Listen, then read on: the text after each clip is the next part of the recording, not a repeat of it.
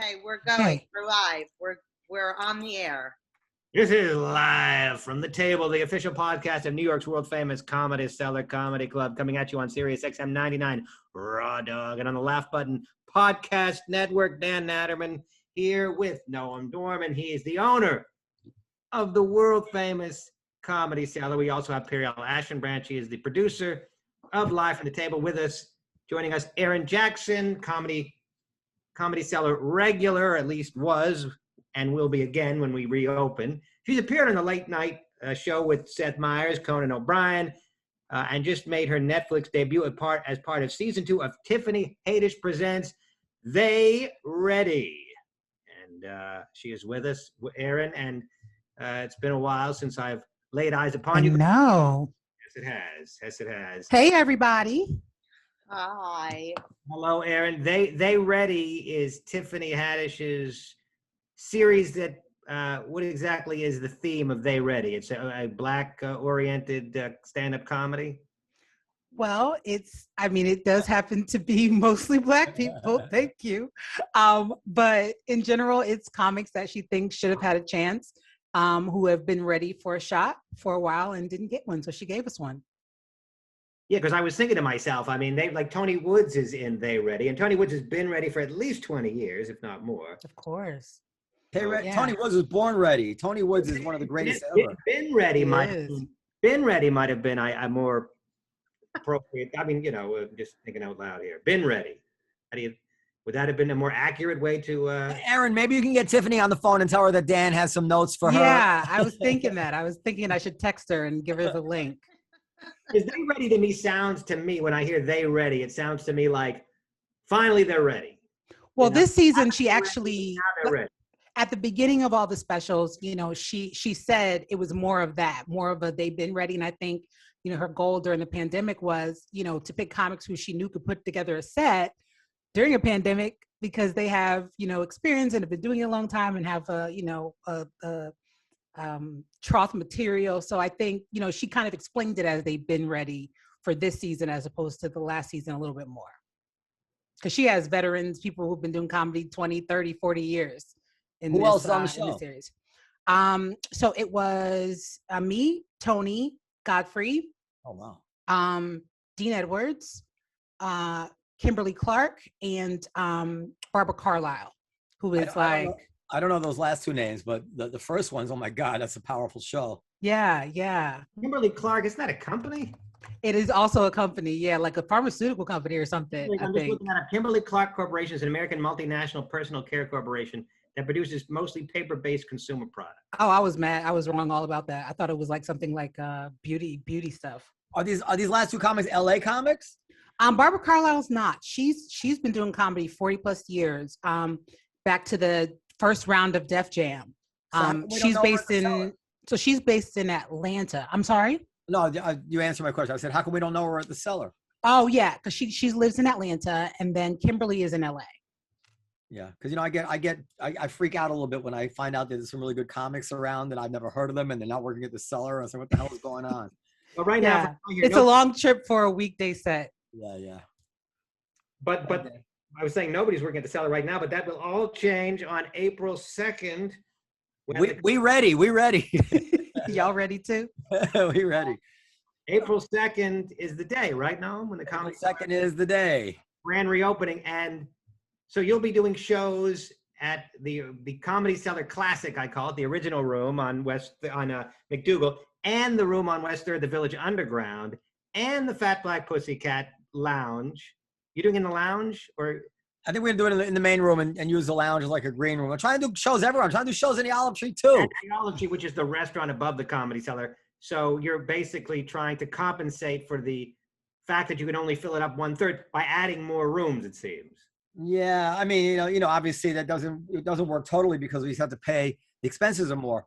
But I don't know. We'll just see how it goes. We haven't figured it out. I don't know how much money we can charge. I don't know. I'm fantasizing that we could test all the customers before they come in, and I don't know. We'll see. I'm thinking maybe we could charge extra cover charge to try to make up for the fact that have lower capacity, so we can pay the comedians closer to what they're used to. It's a lot of questions. What about masks? Will everybody have to wear a mask at their table whilst eating and drinking? I don't think so, because you can't wear a mask while you're eating and drinking.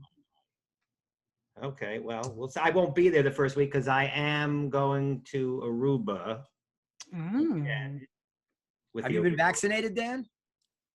No, because Periel was supposed to get me an appointment, never did. She said she was going to get me an appointment, never got me one. Yeah, that's how she is. Oh my God, the fucking just nerve is just absolutely unbelievable. You did make that offer and you didn't do it. And now, I am so happy to get you an appointment. You have to send me your information. Periel, we get a lot of emails that this imitation of this character you do of a Long Island Jewish princess is kind of anti-Semitic. They said you should just use your regular voice now, if you don't mind. Come on.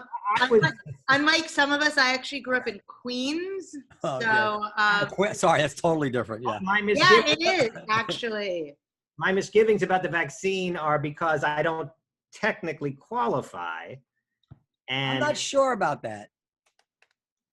Well, I got my first shot. Yeah. Now, under what, without being indiscreet. I'm puffy. You've seen me, Dan. Come on. Don't make me say it. I don't, you carry it in a way that's not evident to me, but I was concerned that if I go down there, somebody might see me because I almost never get recognized, but once in a while I do. And they might say, hey, this dude ain't no restaurant worker. But they don't know what your underlying health concerns might be. That's right. You can't judge. That is true. You could have I don't think Asperger's qualifies. But Dan, here's the thing. It says restaurant workers, and de Blasio described it as the risk of people having to be in closed spaces with little ventilation. If you can look all you want to try to find a definition of restaurant workers, you would think it'd be like people who just serve food or something like that. But that definition is not there. And by analogy, when they did healthcare workers, as we know, they were inoculating every clerical person at the hospital, people who never got near patients, people who were working in office buildings. They all came under the umbrella of healthcare workers. And if you're going to be performing in an eating and drinking place and taking the same risks as waiters and waitresses and staff, particularly at a time when doses don't seem to be short anymore, I think you take your 1099, you go down there and say, I work in the Comedy Cellar. And if they say no, they say no, but it's certainly not a fraud to go down there and say, listen, I'm taking the same risk as everyone else down there. Why shouldn't I get the shot? Right. I mean, arguably, we're not taking the exact same risk because we don't go right up to the table and talk to people. Neither do the people in the kitchen. I mean, that is a very, very, that's not even a good point. That's a great point. Yeah. I mean, it's people in the kitchen, in fact, are less exposed to the customers than I would be. Yeah. Especially if you want to take one home after the show. What seems to me is going on there. They're very, very blurry about who qualifies and who doesn't. They don't ask for any documentation. They don't tell.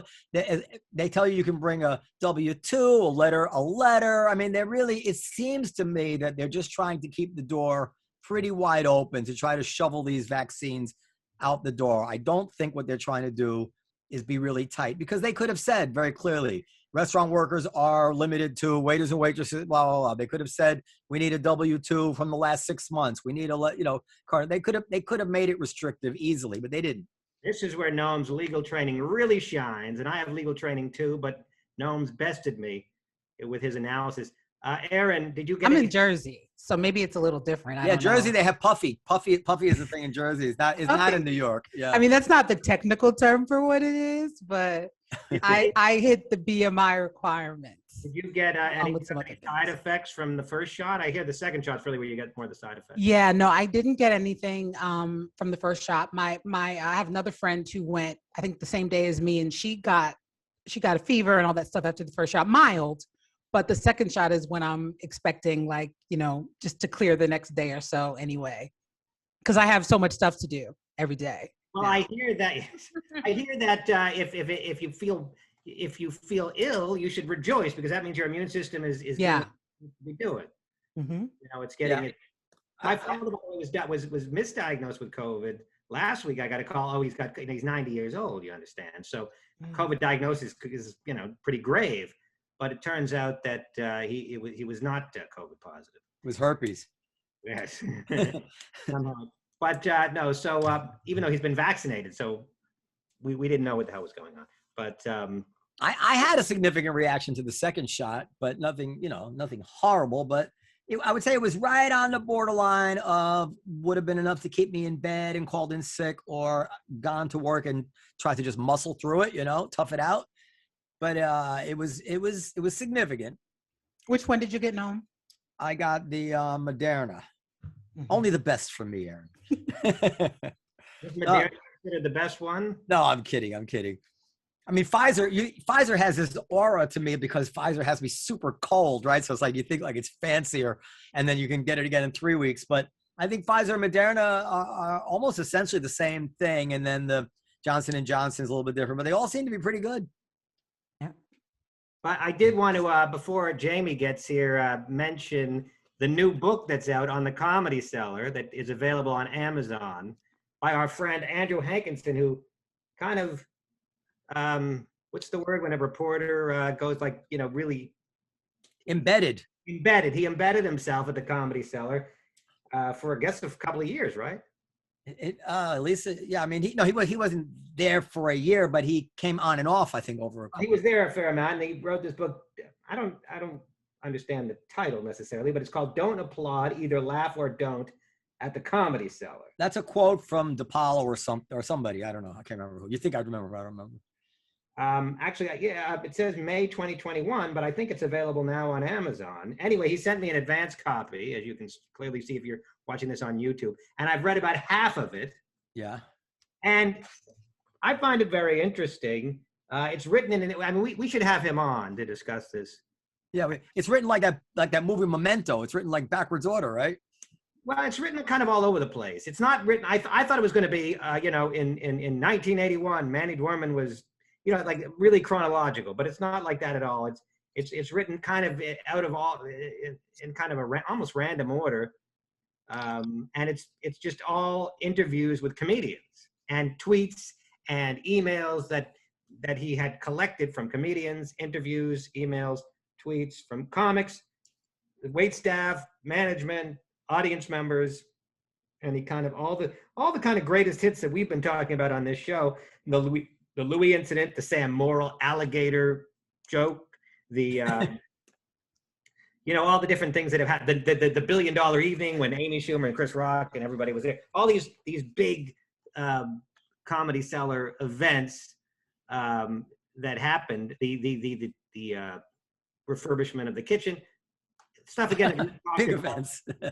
Well, The exciting stuff, only the exciting stuff. Yeah, that was actually for me less exciting to read, but compile them in I think an engaging way. Now, to somebody that's not intimately familiar with the Cellar, will it be interesting? I don't know. I guess you'd have to. Maybe we'll give it to Bernie Fabricant, our designated reader, to look at. But, I know. I read it. I mean, it's hard for me to judge it because I'm so close to it and because I'm quoted at length. And of course, it's very difficult to read yourself quoted and not think you sound like a jackass.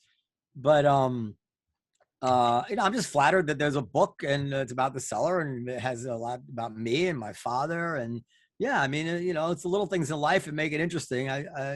It's something. Just the fact that somebody would devote that much time of their life to that, it's very flattering. It's nice for my kids. They said, "Daddy, somebody wrote a book about Daddy. Somebody wrote a book about Daddy." They're excited.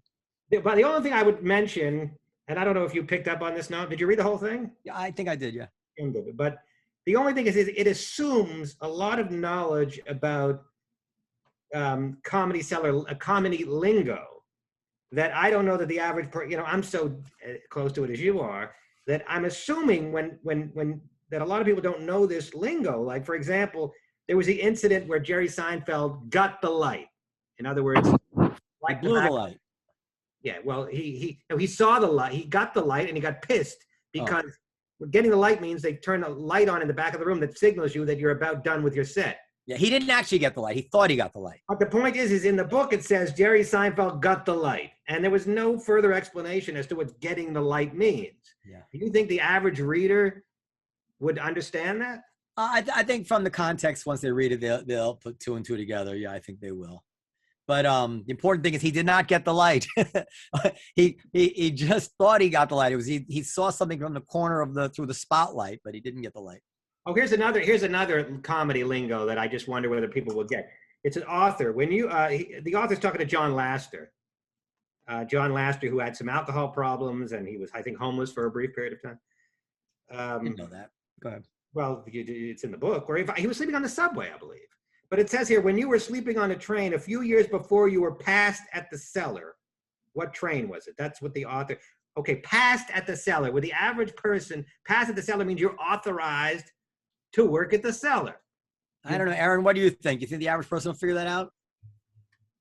I think I don't know all the context, but I'm sure they could figure it out. But no, that wouldn't be a familiar term to anybody, I'm sure.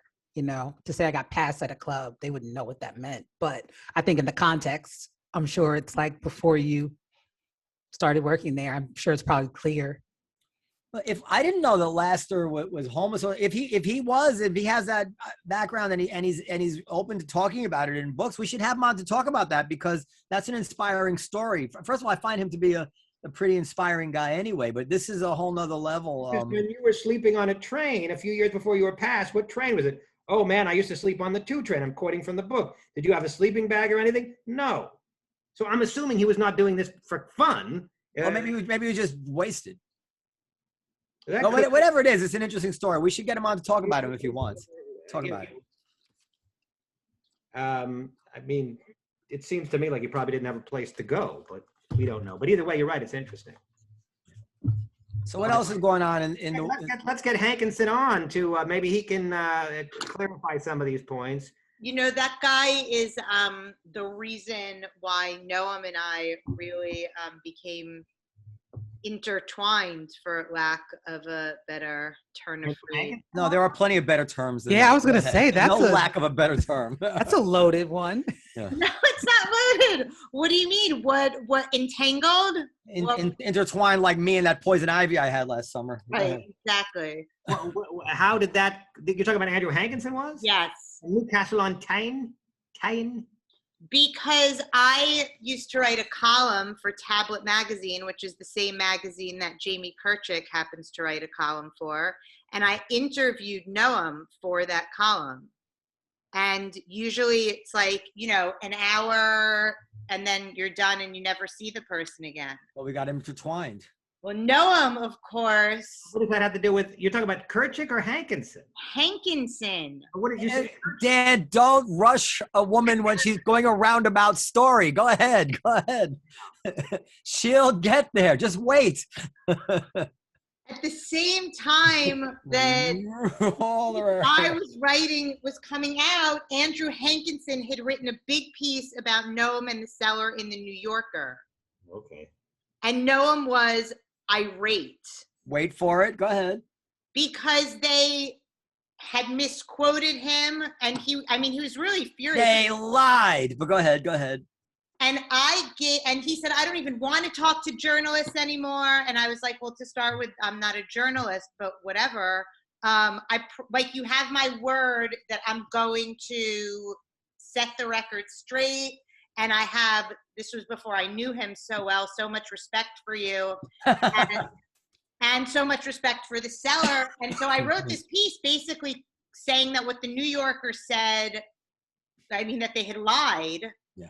And the editor-in-chief was like, excuse me, you can't just go around calling journalists liars. You have to get in touch with the person who wrote the piece and give them an opportunity to, refute it.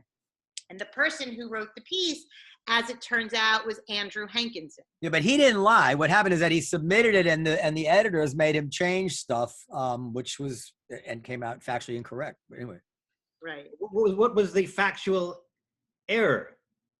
Well, there were several things that were misquoted. The end of the story, if it's interesting, was that you can look it up. It's online. They presented this. When they first did the renovation, they ended up moving the comics table over, and it was a whole debacle. And when I had hired the contractors, I had told them that the only thing they couldn't do was move the comedian's table. It was literally the only requirement I had. I don't know much about the ins and out of kitchens. I left that to Liz. I said, but the comedian's table has to stay where it is. So we get there when it's renovated, and it was moved. So and it was a little bit too close to the bar, and the comedians didn't like it. And we tried for a week or two to see if there was some workaround and then we ended up moving it back. But if you read the story, they make it as like that I blew it and I made this big mistake, and it's true. We measured. It was only like, I can't remember, it was like 8 inches difference. We only had to move the table over 8 inches over, but that 8 inches kind of broke the concept of personal space between the comedians and customers at the bar. So anyway, but then they said, well, Dworman claims it was only 8 inches, but it seems so petty when you get into the details, but the gist of it is, rather than presenting it as something I'm sure people understand, is that you hired. That's the first time you falsely claimed something was 8 inches. No, I was not false, Dan. Well, so rather than present it as something that happens all the time, which is you hired a contractor and they fucked up, and then they had to come back and fix it, which is basically every contracting job I've ever been involved with. They presented it as if we did this terrible mistake, and Bill Burr was upset about it, and Chris Rock, like to try to just. Yeah, I mean, they really were like name dropping comics, and it was just dumb. Your version of that wasn't long-winded at all, by the way. You got me into it. But the thing is that I had the original draft that the New Yorker had changed. The original draft was perfect, but it wasn't spicy enough for them, I guess, in some way. I don't remember all the details. My memory is shot, but I know I was furious. I have all the emails. So I somehow wound up calling this guy a liar, essentially. So I'm sure he'll be thrilled to hear back from me. No, he doesn't care. That's all forgotten. He listens to this podcast every week, so you can. Well, did you talk about Hankinson? Well, there, Jamie Kirchick. By the way, before we introduce Jamie, I would like to wish from the world's least Irish podcast a happy St. Paddy's Day to everybody. We are recording on St. Paddy's Day. You will be listening to this after St. Paddy's Day, but I hope it was a good one. That was, not excessive, but joyful. In any case, we have with us, Jamie Kirchick is with us.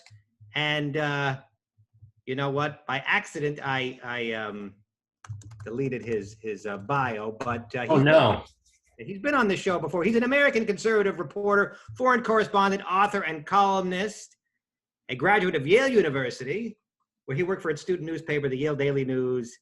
And is that my Wikipedia entry you're reading? It may or may not be a Wikipedia. The point is, he is an intellectual, and a suitable sparring partner for Noam. No, we agree on everything. He doesn't spar. We don't spar. I got most things. To spar about.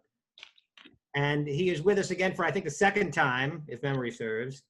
James, known to his friends and family as Jamie Kirchick. Welcome to the Comedy Cellar podcast, live from the table. And just to make sure you know everybody, you've met me, Periel, and Noam before. This is Erin Jackson. She is Comedy Cellar. If you've been to the Comedy Cellar, you might have seen her. She's also on Netflix on this current season of They Ready, which is a Tiffany Haddish production. So you know everybody. Let us. Noam, I assume you have certain reasons you invited Jamie on. Well, I mean, we were talking about inviting him back on now for a couple of months. We just didn't get to it. So, but there's always something going on. Jamie, what's your hot issue this week? We have to talk about the Atlanta shooting. Oh, let's talk about the Atlanta shooting. What's your take on the Atlanta? You're a sex addict. You should know something about this. I haven't been following it that closely, but has it been established that these were that these murders were race related? Was it sex related? Is it clear what the motive was? Just for everybody, I assume everybody knows the story, but this guy, a white guy, 21 years old, went to 3, I believe, Asian massage parlors. They offer sexual services, and he shot several people. He killed 8 people. 6 of those 8 people were Asian women. 2 of them were white people, but 6 of them were Asian. So the conclusion that was drawn was racist murders. He claims, no, they weren't. The shooter claims that, in fact, they weren't racist, that he was a sex addict, and he was trying to lash out at these temptations that were impacting his life, these sex shops, whatever. I'll read just in the very beginning, Wall Street Journal. Robert Aaron Long, the suspect in the killing of 8 people at 3 massage parlors in the Atlanta area, told investigators that he targeted the businesses because he blamed them for, quote, for providing an outlet for his addiction to sex. Right. Law enforcement officials said. Mr. Long, that's maybe an alias. Mr. Long, who's in custody, took responsibility for the shooting, said he acted alone. Quote, it's a temptation for him that he wanted to eliminate, Captain Jay Baker said. He said it was not racially motivated. So that's his story. That's how my reaction to this. I mean, on the one hand, the guy's a confessed murderer, and you should, probably not take them at their word. So just because he says it wasn't racially motivated doesn't mean that it was. That said, one thing I've learned over the past couple of years is that we need to be a little more patient and maybe skeptical of narratives as they develop, particularly in this era with social media, when a story can build very quickly in the media and accusations can be raised and people can be accused of things. And then, a week later you find, oh my God, like that's not actually what happened. And I think that's happened. This has happened many times, particularly during the Trump era. And so that's my attitude towards this. I don't know if it's racially motivated. I think we need to wait, and there should be an investigation, and we should let the facts come out. And I know this is not a popular thing to say, because right now in Washington, D.C., there is a vigil protesting, anti-Asian hate crime because of this incident, which is not to say there shouldn't be vigils, obviously, protesting anti-Asian hate crime, but this might not have been that. What facts are we waiting for the guy who killed them to, are we counting on him to say right. that? He is the only one who knows. Well, Periel, by the way, first of all, Periel's of the school of thought that says that if anybody is killed of a particular race other than white, it had to be a hate crime. And if anybody's white is killed, and that's just not. I don't know that's my school of thought. I mean, well, the facts we have are a man. I mean, they will. I'll just say it sounds to me, and again, this is just my postulating. I'm not coming down on either side. It sounds to me like the guy's crazy. He's a sex. He's obviously a terrible human being. He shot 8 people, 6 of whom happened to be Asian. It was not. He didn't do this because he hates Asian people. That's what it sounds like to me. So I would, if I were a news editor at a newspaper, or if I'm a columnist or someone with a Twitter account, which I am, I would be hesitant to come out and declare, as a journalist, I would be hesitant to declare this is anti-Asian hate. So obviously no one's listening to me, because this is the capital N narrative that is being promulgated across Twitter. I'm sure it's over all the left-wing websites. And also, let Erin answer. Then I want to say something. Go ahead, Erin. Yeah, no, I was going to say, I mean, obviously we don't have all the information, and likely we never will, because like you said, the information is only going to come from him in order to determine that. However, I need to be equally skeptical in the other direction. I'm not a journalist, right? So I have seen so many times when things that were hate crimes, yes, the inclination to just go, oh, this person is crazy, oh, they're mentally disturbed. Right. That to me is always like, oh, so everybody always gets out when they're white and they do something, they're crazy. As opposed to, I want to say something. So first of all, just so you know, so right after the Wall Street Journal and all the major papers said this, that law enforcement in Atlanta, it's not just he says it, law enforcement in Atlanta seems to think this is a credible story. Chuck Schumer tweets out, we can't lose our vigilance against the forces of hate, bigotry, and discrimination. We must stop Asian hate. And that really pissed me off, because that's just, to me, like he's just trying to utilize this. I believe that there will be an investigation, and if they find that he's constantly frequenting massage parlors and they don't find any anti-Asian hate on his social media and whatever it is, and he presents a plausible picture of a sex addict, then this will become a plausible story. And if not.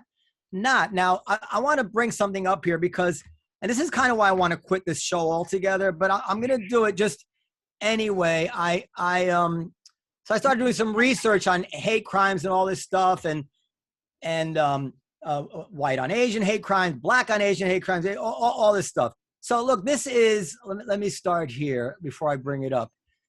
This is from the NYPD website. I don't know if you can see it. This is the NYPD hate crimes dashboard. The data is through the first of the year or the end of the year. Can you see it? So this is Asian. You click on Asian here. There have been 27 hate crimes against Asians in 2020. These are Asians are about 1.5 million, I think, in the city. It's hard to find those numbers, but Asians are a very big ethnic group. There's big numbers. So that's how many, 27 incidents of hate crimes against Asians. I don't know how many of these are assaults and whatever. Sometimes there is as minor as spitting and as major as, serious assault. So let's now the black hate against blacks, 39 anti-black hate crimes in the city in 2020. And of course, if any time somebody black is attacked, similarly, we will assume for the most part that it's a hate crime. Does anybody want to venture a guess on the number of anti-Jewish hate crimes in 2020? These numbers, they don't mean anything on their own, though. Well, right? Sure they do. They're hate crimes. Anybody want to No, I'll give you the number. I'll give you the number now. This is from the NYPD. Periel, you want to guess the number of anti-Jewish hate crimes? Because I say this because there's vigils about Asian hate crimes, and we have vigils, as we should, about hate crimes against black people, I'm sure. But what do you think the number is against anti-Jewish hate crime? By the way, this is not Trump country. This is not white supremacy bill. Well, actually, if I'm not mistaken, Bill de Blasio did blame the spate of anti-Jewish hate crimes on Donald Trump, if I'm not mistaken. And Asian hate crimes are spiking in New York and San Francisco mainly, but both, not white supremacy bills. But okay, nobody wants to take a guess on the Jewish crimes? I'm going to tell 500. You. And the Jews are fewer than the Asians. Jews are 115, around 4 times the number. And as not as a Jewish person, but as a person who values truth, I do come to wonder, well, what the fuck is going on here? Okay, but no, here's the thing. So yes, what other important numbers to know are, of course, 4 times the number. Listen, of course, population. Where's our vigil? Yeah, go ahead. Of course, population of people in the city who are in these groups, but also, let's talk, this also is not happening in a vacuum, right? It's happening in the COVID era. You need to be looking at what happened in 2019 and what happened in 2020 and what happened in 2018. I am looking, this is 2020. But what I'm saying is to compare the numbers. If there's a spike, right, that's comparative to before. I don't know how many Jewish hate crimes. We don't have all the numbers that are pertinent to make the argument that you're making. I think it started in 2018 or 2019. It was pre-COVID. There was a huge, these numbers are pretty consistent for the past several years. But what I'm saying is the Asian hate crimes. Are they consistent? Yeah, they could have doubled it could have doubled from 13 to 27, approximately doubled. So 100% increase. Yeah, but 100% increase. But then it gets more uncomfortable, and I won't even go into it because I don't want to get it run out of town. It gets more uncomfortable when you start to look at the makeup of who are the accused of the crimes. It's not the Hasidic Jews, I'll tell you that.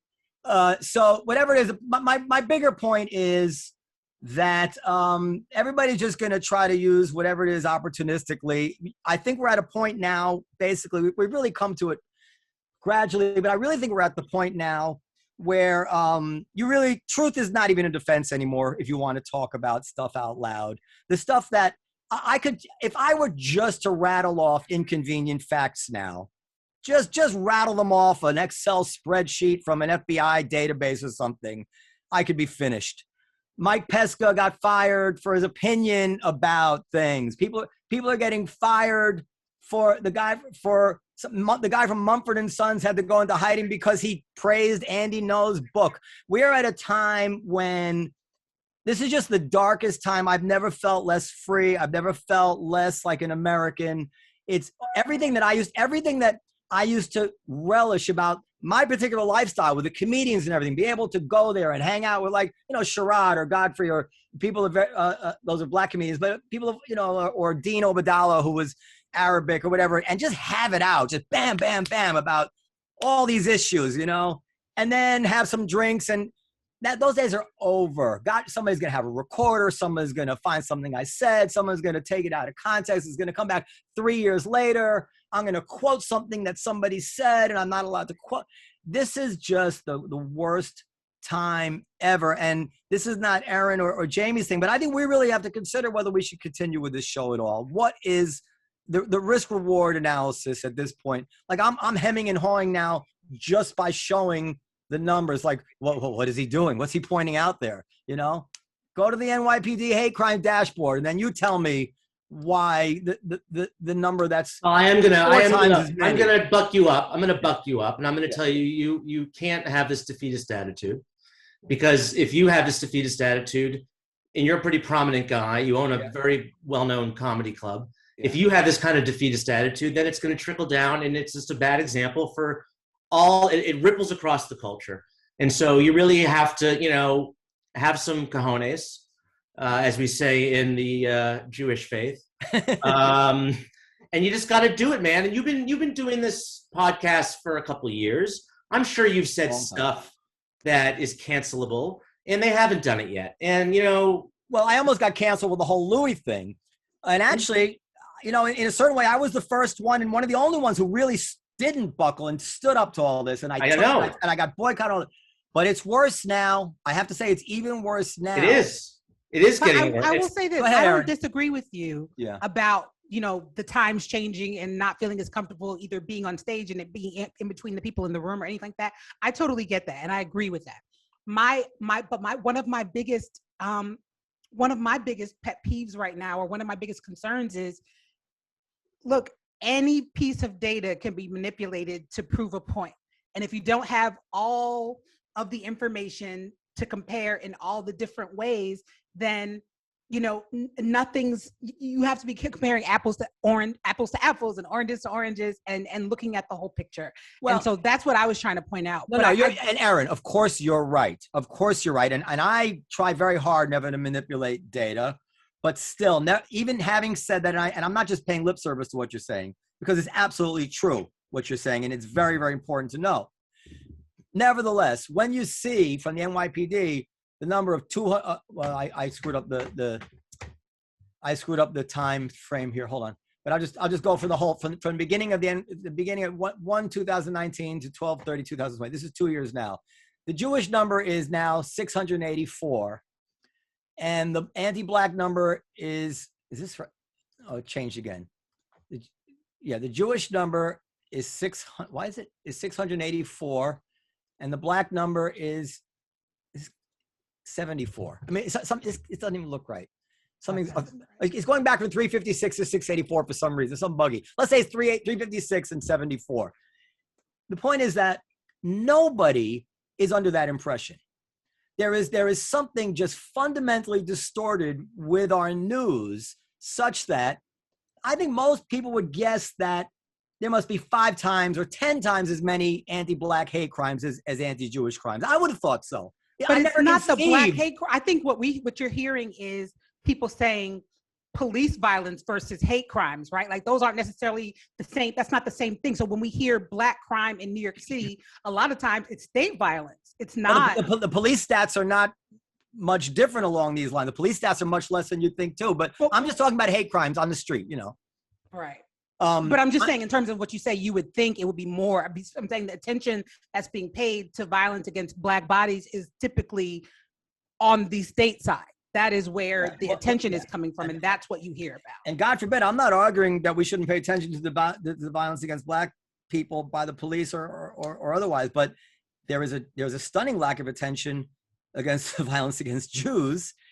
It doesn't seem to be on anybody's radar in particular.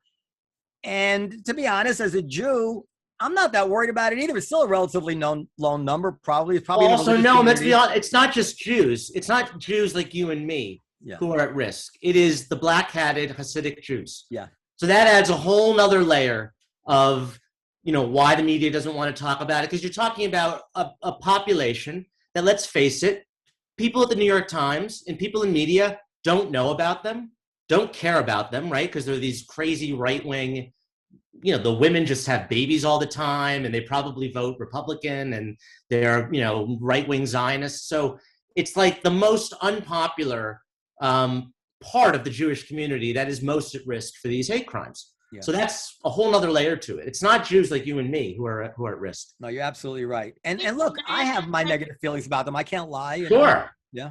I thought that wasn't true, though, Jamie. I thought that there were plenty of anti-Jewish hate crimes at like Jewish centers. Yes, I'm not saying that there haven't been, but I'm saying disproportionately. When Noam is talking about hundreds of hate crimes against Jews in New York City, a vast number of those disproportionate to their size of the total Jewish population is Hasidic Jews.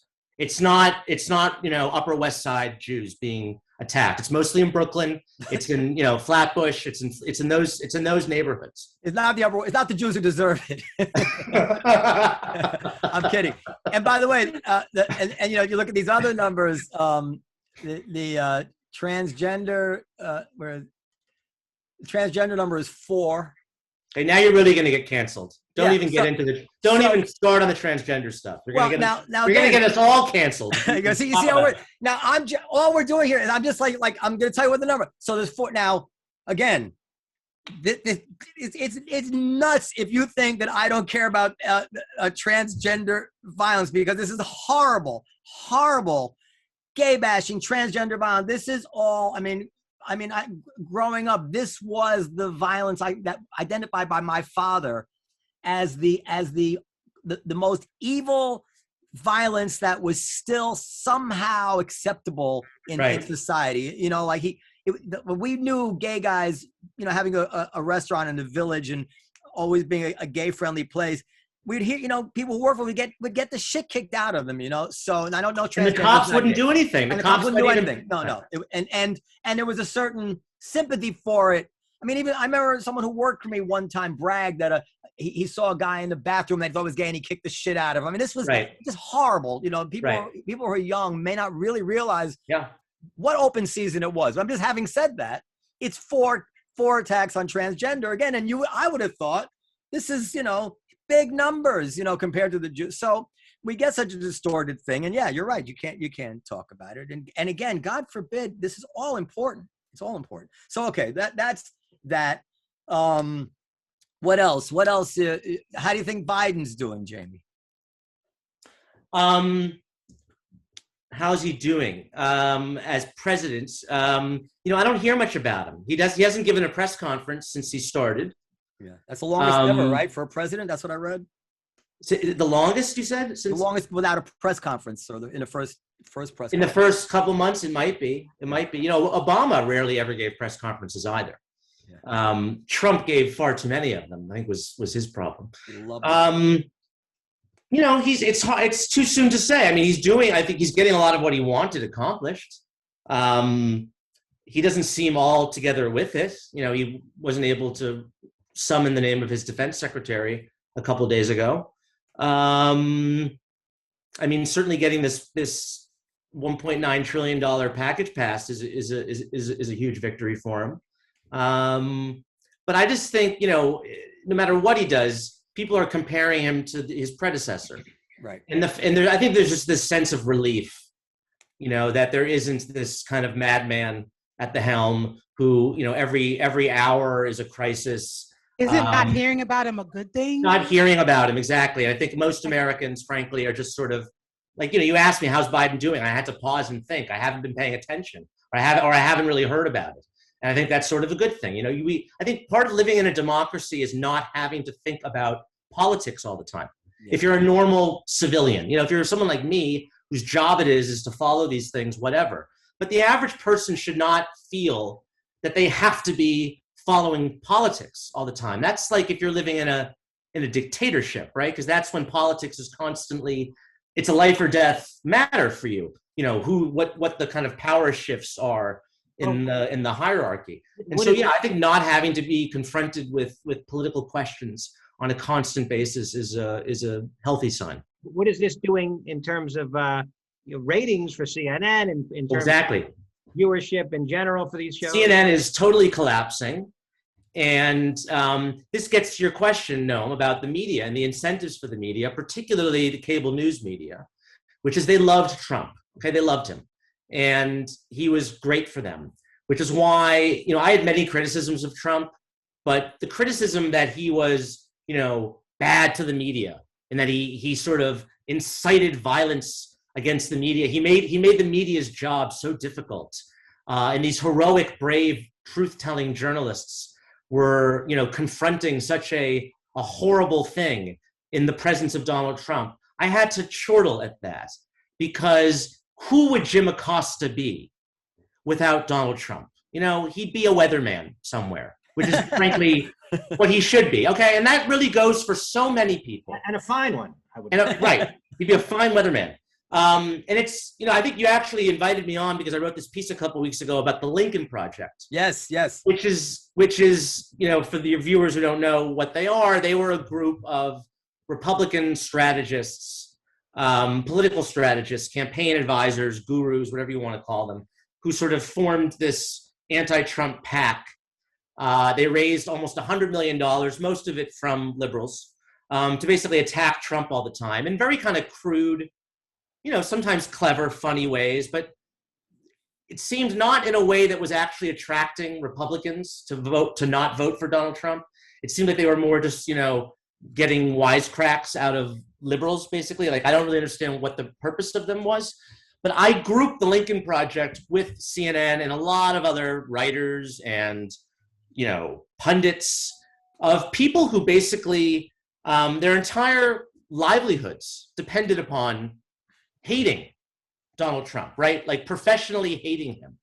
And now that he's gone, their sort of purpose is gone. And, the money's no longer coming in, the ratings are down. And it just made me very cynical, more cynical than I was about politics and about certain sectors of the media, about the punditry business that I'm sort of in. And you just see how much of it is driven not by sort of honest assessments of what's happening, but, what can help my bottom line. And, for CNN is the most absurd example of this, because who has led CNN for the past couple of years? A guy named Jeff Zucker. What is Jeff Zucker's history? Jeff Zucker was the executive at NBC who created The Apprentice. Okay? So he basically made Donald Trump into a global celebrity.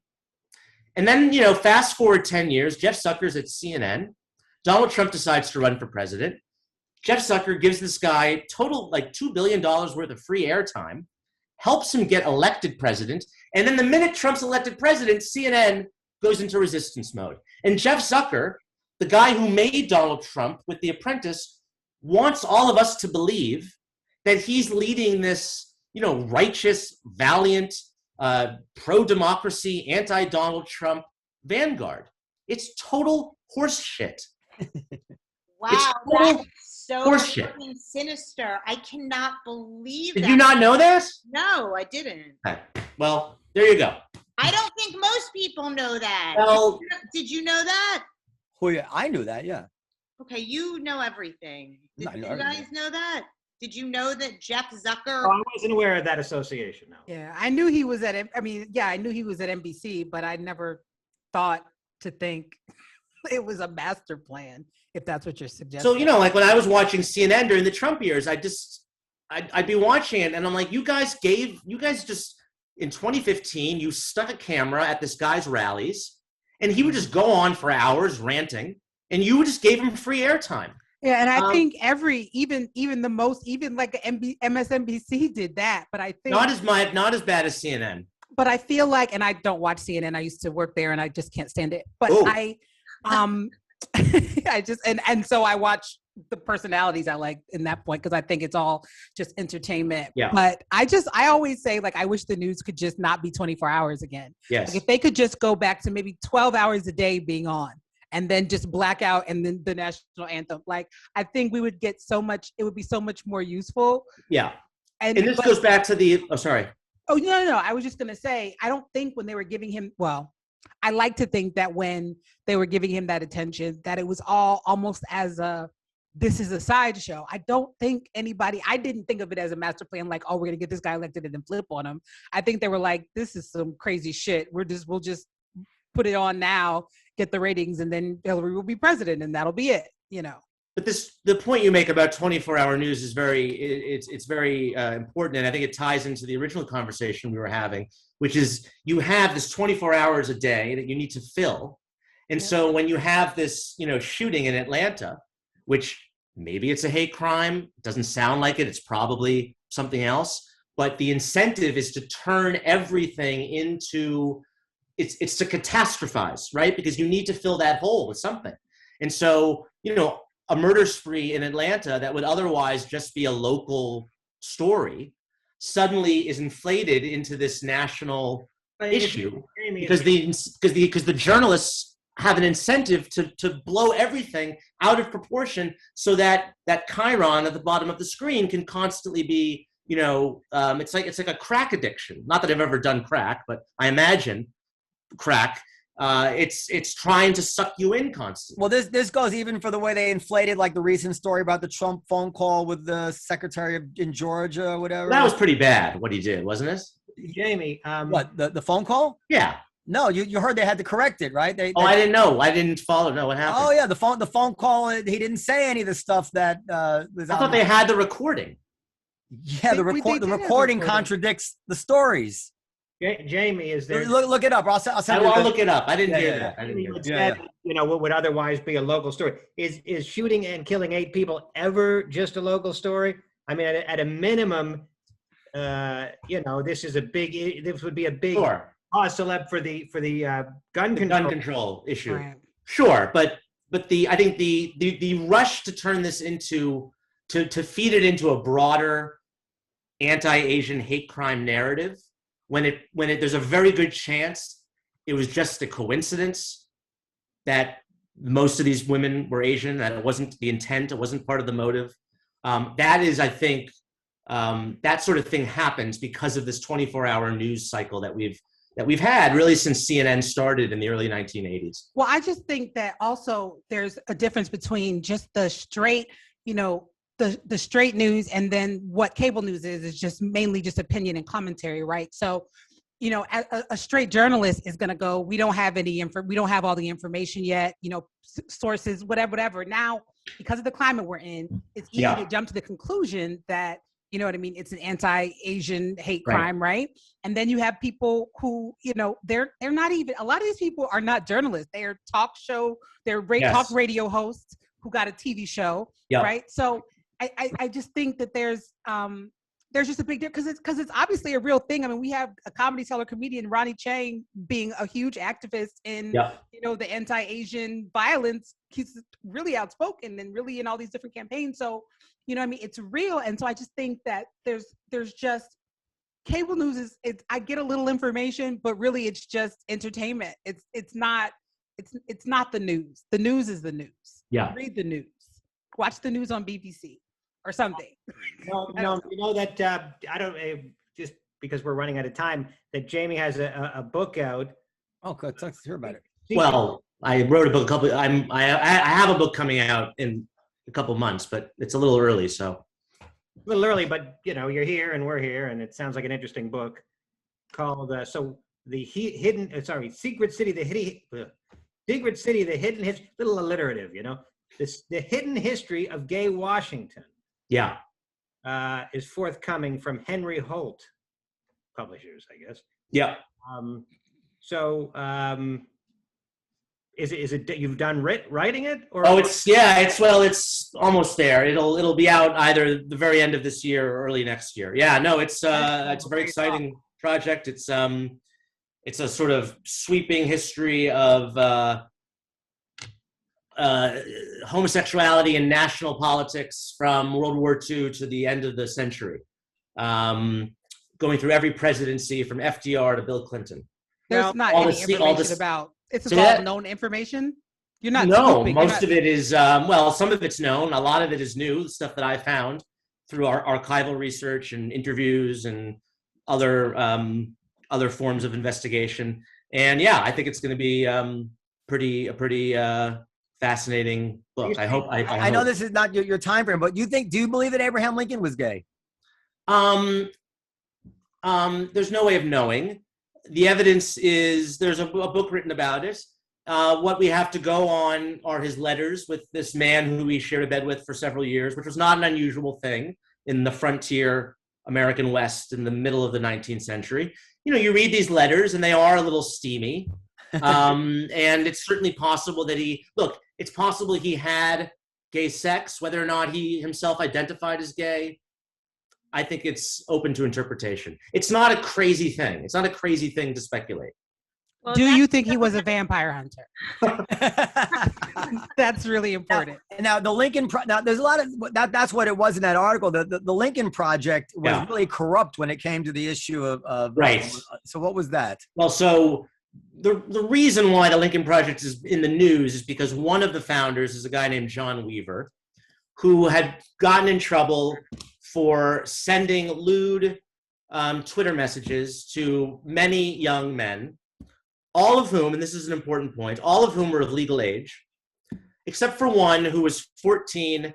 And as I understand it, reading the New York Times, the messages he sent to the 14-year-old were not inappropriate sexually until the kid turned 18. He was clearly kind of grooming the kid, but it was all done, through computers. There was no physical abuse. He spent 4 years. He was determined. Wow. He was determined. Patience is really impressive when you think about it. Right. So he did bad stuff, totally unprofessional, possibly criminal. I'm not sure. I'm not a lawyer. But there was another scandal, which is the fact that the Lincoln Project raised $83 million, most of which did not go towards funding advertisements, but to the personal consulting firms of the guys who started it. So there's this massive, financial scam going on. There's this sort of lurid quasi-sex scandal with a gay aspect to it. And Steve Schmidt, who is the founder of the Lincoln Project, he was the campaign manager for John McCain in 2008. He has all these, he's now in the middle of this scandal. He also knew about John Weaver's predilections, you could say, for months in advance and did nothing to stop it. And he decides to come out with a letter in which he announces himself as being a victim of childhood sexual abuse, and says that, because I'm a victim of childhood sexual abuse, I know what these young men who were victimized by John Weaver have gone through. And so what he basically does is he's conflating actual sexual abuse, sexual molestation of children, of young, underage children, with a closeted gay man sending lurid text messages and Twitter direct messages to 18 and 19 and 20-year-old men. And he's basically conflating homosexuality and pedophilia as a means of exonerating himself from his own very serious financial scam that he's involved in. And so that's what kind of really angered me when he wrote this, of course he called it My Truth, which is this, this kind of language people use now. There's my truth as opposed to the truth. His truth was that he was, sexually molested.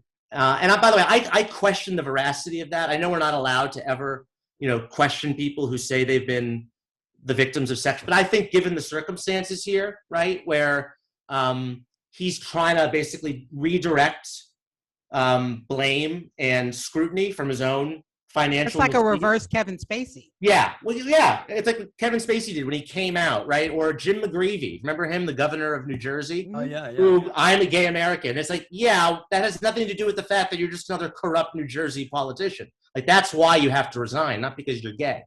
So what Steve Schmidt was basically trying to do was, Steve Schmidt is a total scam artist, and rather than own up to that, is like, oh, there's this like creepy faggot who like.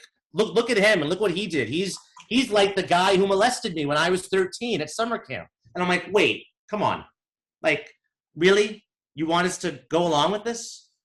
So that's what led me to write the piece. And I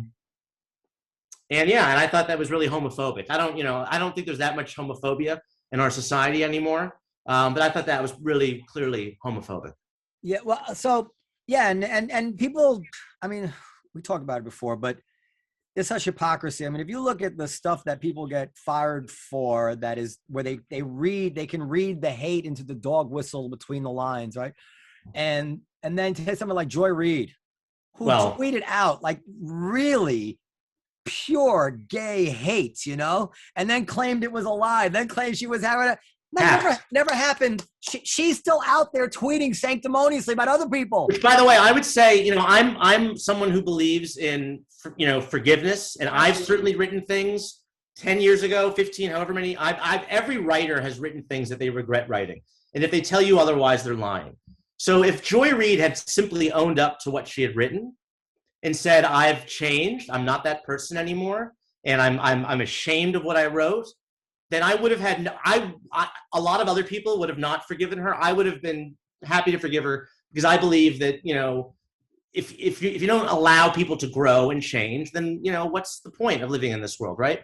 What did it for me was she concocted this crazy cockamamie conspiracy theory involving hackers who somehow went back in time and hacked her website, and they were the ones who wrote the homophobic stuff, and she got her lawyers to call for an FBI investigation, and MSNBC totally went along with this. And for me, it's like, okay, now as a journalist, you're lying.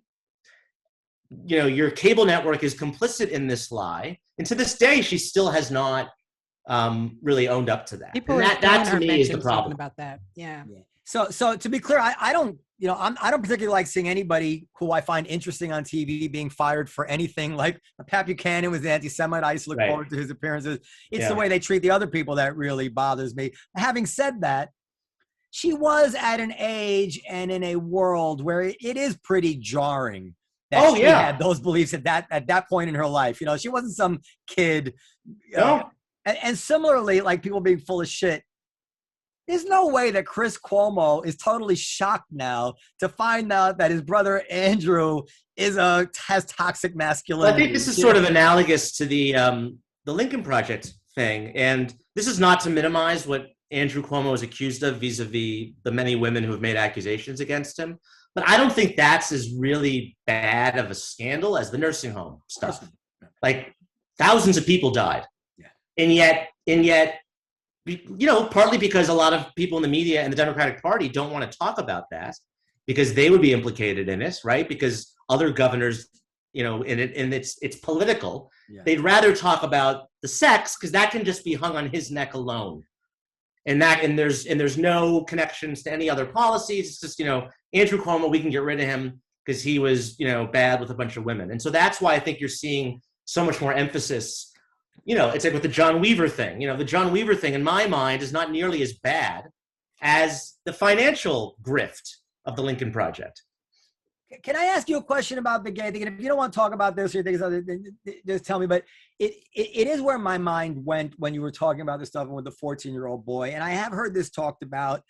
People have gotten in trouble for talking about it. But is there something to the fact that it was so difficult for so long to be gay? Like you couldn't come out as a debutante. Like that a culture arose which we would find morally problematic today, which was practically necessary and it wasn't as we see. Essentially what I'm saying, we're older teenage boys, 15, 16, 17-year-old boys, were having relationships with older gay men in their 20s and 30s. And this was part of a rite of passage in some way, not molestation, God forbid, but it was just the fact of life maybe, because there was no other way really, you know. Is there some truth to that? You've heard that talked about, right? I think that probably explains some of those relationships. It doesn't defend them. No, it doesn't. But I think as a way of understand, as from a sociological perspective,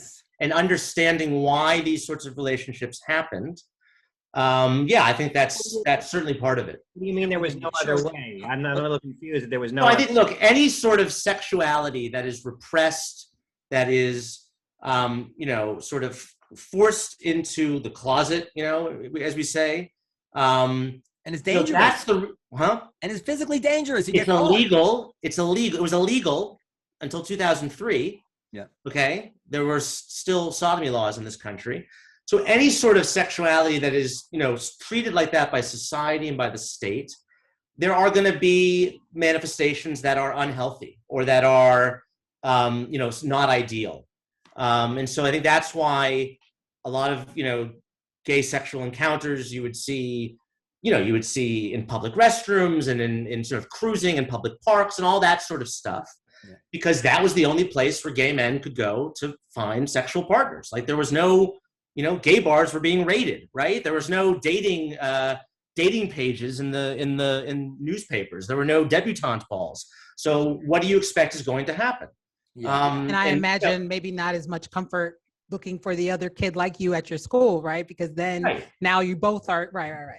So yeah, I mean, go ahead. Sorry, Jamie. And I think now, it's such a change now, and we have a much healthier attitude towards sexuality in this country than we used to. You are seeing, and you will continue to see those sorts of expressions of gay sexuality will wane. Yeah, I mean, the sexual urge is overpowering, right? And I mean, I'm just going to talk about male sexuality because I experience it. We all as men know what that's like. And if you imagine at 17 years old, not even a matter of trying to meet a girl. There's just it. Like that's it. No, the answer is no. You're not. You shall not. There's nothing for you. And by the way, you're sick. Right. Of course, you're going to wander into some bar. You're going to hook up in some way. It's overpowering, and people. I think people. I don't know why I'm on it. It's just my mind wandered there when you were talking about this stuff, and I've always felt that there's a layer of judgment on it that I think people don't really. I mean, I presume to try to imagine what it's like, but I'm sure I only can get close to it. But it had to be awful, is what I'm saying. And when you're living in something awful, what are you going to do? Like, I shall not. That's not the proper moral thing. I'm just going to go without sex. No, Right. that's not realistic. By the way, I managed to do it till 22. But what did a gay kid in high school in the 80s? What did he do? There was no internet. He couldn't go online and find people, that were like him. He might not. I mean, he might have thought he was the only one in the world, or one. I mean, what did you? Now, Jamie, you're a little bit younger, I guess. I'm younger than that, so I was not in high school in the 80s. Were you in high school in the internet era? Yes. Yeah. I'm 37. And I don't know if you want to even talk about this. You're about to, but just because you're writing a book about in politics, it's a natural entree, and it's interesting. I can't lie. It's interesting. Something I don't know about, but you don't have to talk about it. No, I'm happy to talk about it. There were a lot of suicides, I guess, was the answer to my question. Well, absolutely.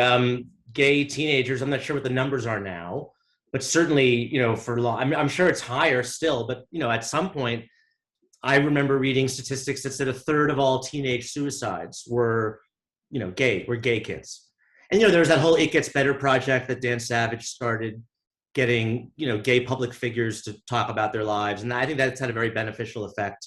But yeah, and there's just so many, it's just part of what my book does is it sort of documents the damage that was done by these policies that our government had, that prohibited gay people from working in the federal government, that prohibited them from, working for the State Department or the CIA, from having security clearances. And you just realize, it was terrible what happened to gay people, obviously, but also the talent that the country was deprived of, right? The smarts, and this is true for any minority, right? Certainly for African Americans, for any people, or for women. Women, obviously, half the population, who have been excluded from certain areas of life simply because of who they are. The entire society is deprived of their talents and their skills. But Jamie, what changed? Like you would say that what changed with Black people is we got to know them and realized their skills and talents and learned that they were like us. Well, I think it's the same with gays. I think with African Americans, it was really in the 60s. It was those images from the South of, John Lewis being attacked by dogs and fire hydrant. I think for a lot of people, this was TV had only been around for a couple of years. I think for a lot of white people, the idea of what racist oppression was kind of this sort of, ambiguous, vague thing. And to actually see the violence and the absolute shocking terror of it on television and these very dignified young men and women being torn apart by dogs and fire hydrants and beaten up at lunch counters. I think that had a huge effect. And it's similar, I think, with gay people. Well, and the other difference with the African American community was, a lot of white people didn't, because there's so much segregation. There's still a lot of segregation, not legally, but de facto segregation, that a lot of white people still don't know Black people. I think the difference is with gay people is that there are gay people everywhere. There are gay people in the most conservative, Catholic, right-wing family. There's gay people in the most rural, we are evenly distributed everywhere. And so when gay people started coming out of the closet, and AIDS played a huge part of this because it forced people out of the closet, right? So there were people who were hiding their sexuality, and then all of a sudden, the guy who sat across from you at work, who you never suspected of being gay because he was so masculine and tough, and he talked about all the women that he was banging every weekend, he's not coming to work anymore because he's sick with liver cancer. He was a very healthy 33-year-old guy, and then all of a sudden he's in the hospital. So that starts happening in the 80s, and then gay people start coming out. In the 90s is sort of the gay decade, right? It's sort of, Bill Clinton comes into office. He's the first presidential candidate to appeal openly to the gay community. You have the first openly gay people being appointed to jobs in the federal government.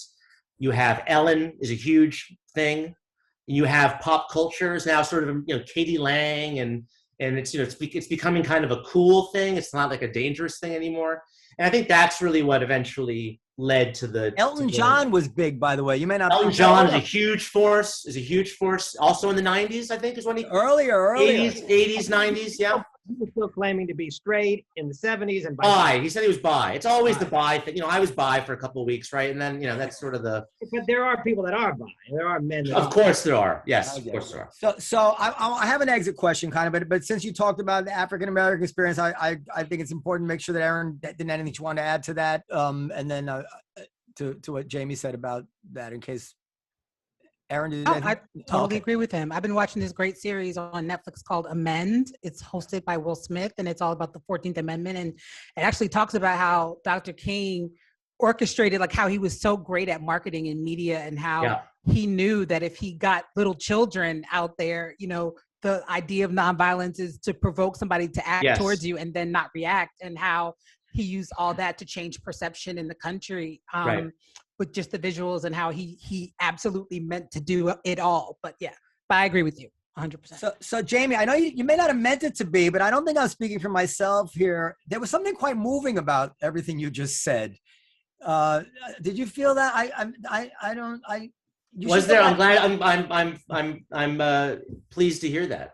So you should go back. I haven't talked about that this much, just because I've been working on this book for so long, and I haven't really spoken about these issues in these sorts of forums yet. I plan to, obviously, when the book comes out. So I'm happy to hear that. Yeah, I found myself moved by that, and that brings me to the last thing. One of the things, so I'll tell you how I launch into it.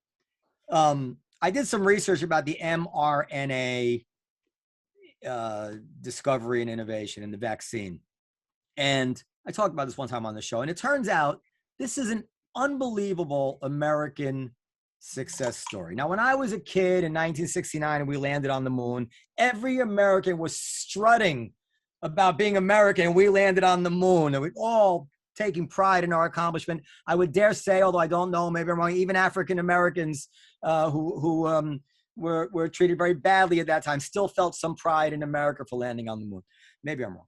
So this mRNA thing, it starts out with, I think, some Hungarian immigrants, and it's a whole American success story that involves immigration and innovation and people of color. And now we have this vaccine in 9 months that everybody said would take, maybe 5 to 10 years. It's an unbelievable American accomplishment. Yeah. Yet it seems like we hate ourselves so much right now. Yeah. It's 60 years of higher education in the academy, indoctrinating people in hating this country. I mean, I hate to sound, I think that plays a huge part in it. That plays a huge part of it. So that's my question. How will we find the way? It's like we don't see the glass as half empty. We see the glass.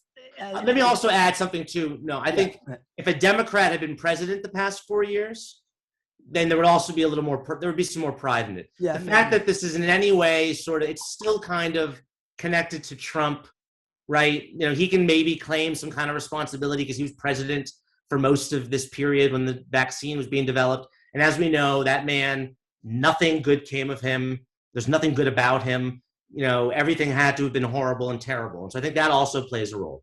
So, but, and maybe you realize it, but then what made me think of the vaccine just now was what you just described as the overnight seemingly melting away of this entire structure of anti-gay hatred in this country. Just this unbelievable turnaround. Also something we should take enormous pride in. Yes. Where, I mean, they're still throwing gays from rooftops in the countries, you know, around the world. How will we ever find perspective on ourselves to recognize how fortunate we are to be born in America and in 2021? My father used to say, and it's even truer now, that if you had a lottery, like one of these things, like a bingo thing, and every soul that ever existed in planet Earth, you'd want to be picked as an American in 2021, no matter what race, color. We won the lottery. I think a huge part of the question, right? How do we get it right without glossing over all the things we should be ashamed of and the rest? Well, that's the problem, is that there's so much historical ignorance, and that, you know, for instance, I remember the leading gay rights group in this country, when Donald Trump was president, they were saying Donald Trump is the worst president for LGBT people in the history of the United States.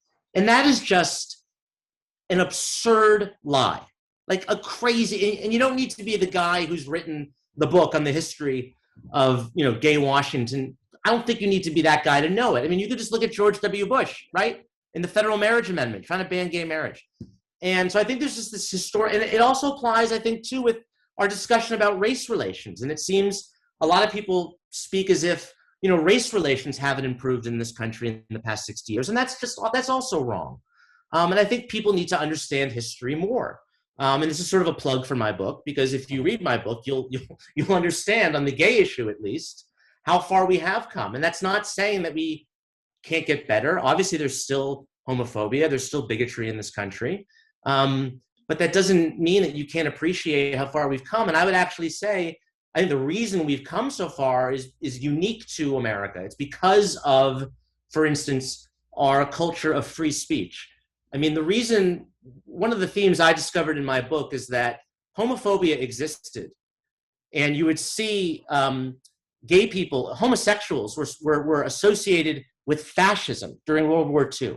The Nazis, this is not just from the producers, the Mel Brooks movie. I found government documents where they were seriously speculating that Hitler's inner circle was this gay cabal, okay? And then in the 1950s, homosexuality becomes associated with communism. And it's, you know, it's the communist homosexual. And the reason that these sorts of stereotypes are able to exist is because of the ignorance, because no one knew a homosexual. No one knew a homosexual in 1940 or 1950. So if they were just this sort of specter, this boogeyman, then you could come up with any sort of, you know, lie about them, and it would fit in the model. And then, but because we have a culture of free speech, and at least we used to, you know, then you can have something like the Mattachine Society, which is the first gay rights organization in the country. And they had a picket outside the White House in 1965. Not many people know this. 4 years before the Stonewall riot.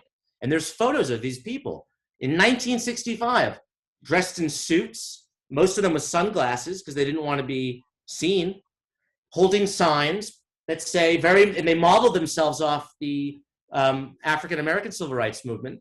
They had signs that said, you know, civil rights for homosexuals. And there were 15 of them, and they just marched in a circle.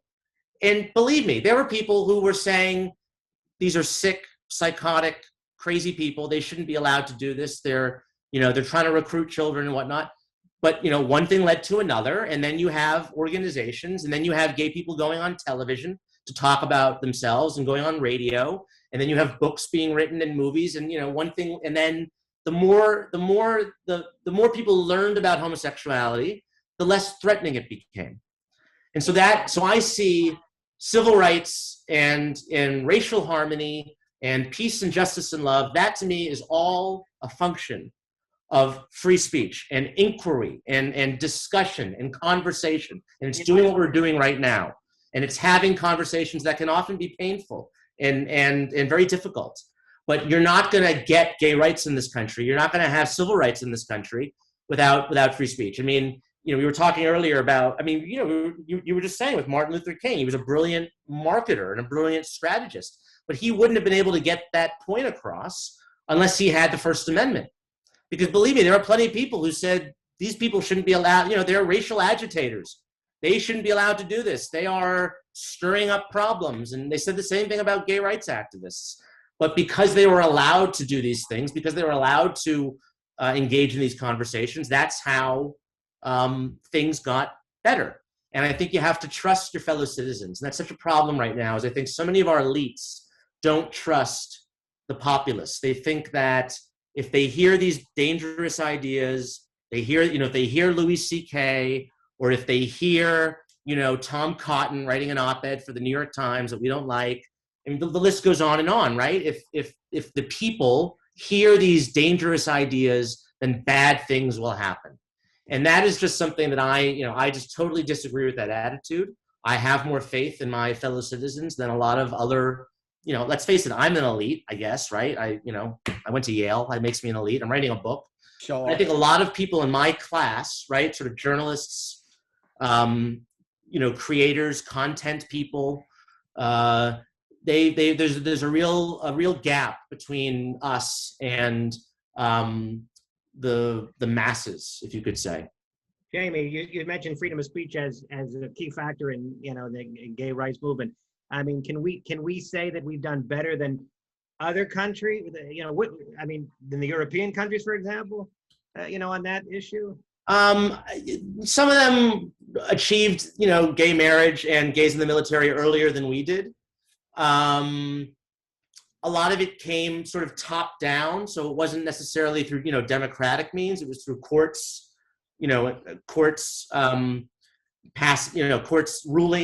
rulings as opposed to legislation. But it depends on the country. I mean, Germany only very recently got gay marriage, maybe a year or two ago, right? In Central and Eastern Europe, they're further behind on this. I think the Netherlands maybe was the first country to have civil unions in the late 1980s. But I mean, the United States is, in terms of the Western world, was certain. We were not at the tail end. I do want to just jump right back in before we go and just say, like, we're talking about 1965 and Martin Luther King. I just have to say this, I'm sorry. And voting rights and all the things where we are there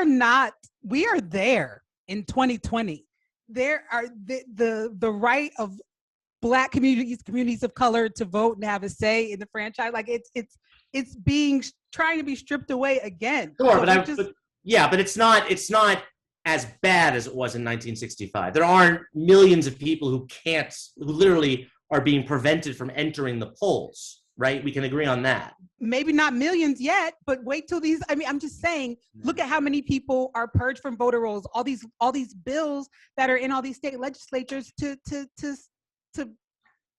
take away the voting rights and of Black folks in the South because of what their power was able to do in the last election. So, a lot of things have changed and then we revert. And so it's not all progress. It's a lot of backward motion. Erin, I've always been kind of skeptical of some of that stuff. And then Vox did a study about the voter suppression laws not really having an effect. But there was one thing I read not long ago where they were trying to ban voting on Sunday morning after church. Yeah, so to the poll. Who the fuck is they're reducing the length of voting times.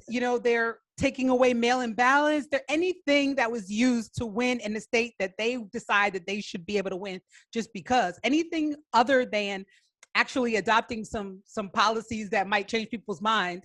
It's what can we do to suppress the Black vote and make sure that they don't get out there. But you know what, Erin, you might disagree with me. I've always thought that part of the very notion that they thought these things would actually be effective was a little bit racist too. Like, do they really think black people can't get a picture ID? Like, do they have such a low opinion of black people? I know how we'll stop the black people. We'll make them get an ID. They'll never get. But here's the thing. It's so awful. It's because you're thinking of black people like you, right? You're thinking of black people who have access to the same thing that you have. And when you take away locations for people to vote, when you reduce the amount of, you know what I mean? Then people have to stand in line all day. The ID laws always killed me. I mean, I know black people, you know black people better than I do, but they have driver's licenses. They buy liquor. They get the IDs. Like it was something so.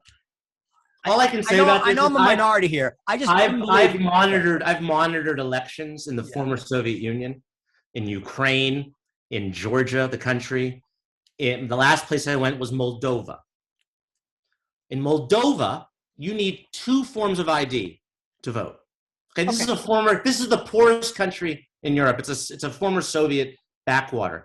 If they require 2 forms of ID in Moldova to vote, then I can't understand why we can't have some form of ID in the United States. That's just my, layman's opinion on But that. Erin, I will send you this article I read, which really it might make you breathe easier about all this in Vox, because Vox is a far left publication. And they kind of just came to the conclusion that a lot of this is much more alarming on paper than it actually is in real life. But as I said, the one that really got me was, it was Naked was trying to stop voting on Sunday morning. I mean, like that was like pinpointing the time that black people would vote and that's just disgusting. I mean, how do these people live with themselves? Anyway, all right, this has been a great episode. Jamie's one of my favorite guests, and I apologize I didn't get you on sooner after we talked about it. Don't think there was anything other than just being remiss. You live in DC? Yes. Okay, well, when you're up in New York, obviously stop by a Comedy Cellar. We'll be I back. will. And half price on all food items. Great. I know. 25%. All right. Okay. Last. Erin's show is We Ready? What is it? They Ready? Mm-hmm. On plug it. Tiffany Haddish presents They Ready on Netflix season 2. I'm episode 2. Check me out. It is St. Patrick's Day, is it not? It is today, but when this airs, it won't be. But I already said Happy St. Pat's. And my name is Erin, so that's festive. Would it be inappropriate for me to play us out with my little son playing, my 7-year-old son playing Danny Boy? I would insist on it. Okay, let's see if I can get it. Can you guys see that? Yeah. All right, let's do it. This is for St. Patrick's Day. It's only a minute, 30 seconds. Hi, my name is Manny, and I'm going to be playing Danny Boy with my dad. Right over there. And a 3. And a 2. And a 1. And go!